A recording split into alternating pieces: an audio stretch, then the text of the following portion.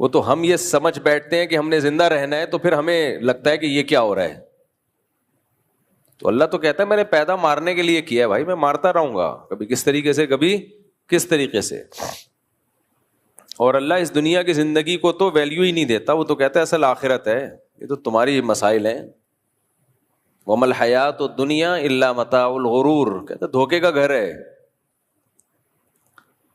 تو آخرت کے مقابلے میں 2 ٹکے کی حیثیت ہی نہیں ہے اس کی، کوئی حیثیت نہیں آخرت کے مقابلے میں، کچھ بھی نہیں ہے.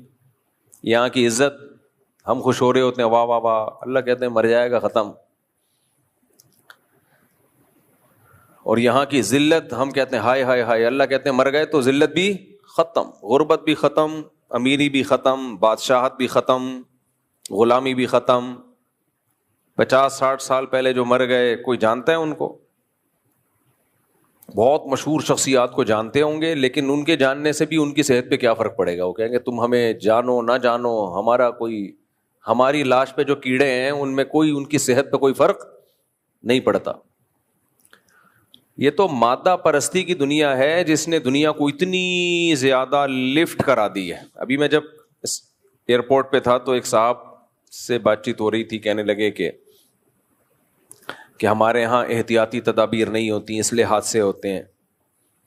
بات صحیح ہے، ہم لوگ تھوڑے سے غیر محتاط بھی ہیں، لیکن یہ جو ابھی تباہی آئی ہے اس میں تو احتیاط کا تعلق ہی نہیں تھا. یہ تو کلاؤڈ برسٹ، بادل پھٹا اور وہ تو سارا پانی اچانک زمین پہ آیا، اس میں کیا احتیاط کرے گا انسان؟ ہو ہی نہیں سکتا. بادل کو پھٹنے سے کون روک سکتا ہے بھائی؟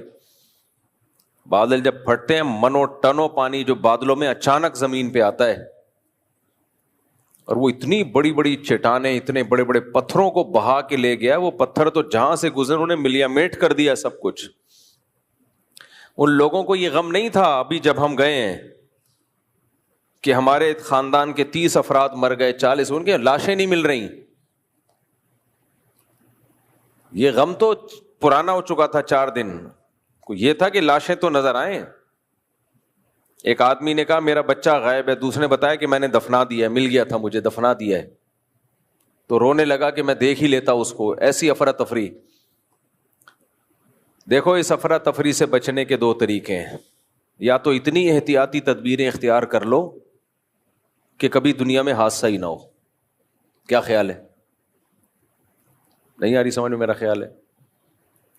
اتنی احتیاط کر لو جو مائیکل جیکسن نے کی تھی. غم لیس ہو جاؤ گے، کوئی غم ہی نہیں آئے گا. ٹینشن کیوں ہوتی ہے؟ ٹینشن والی باتوں سے. ایسا ہی ہے نا؟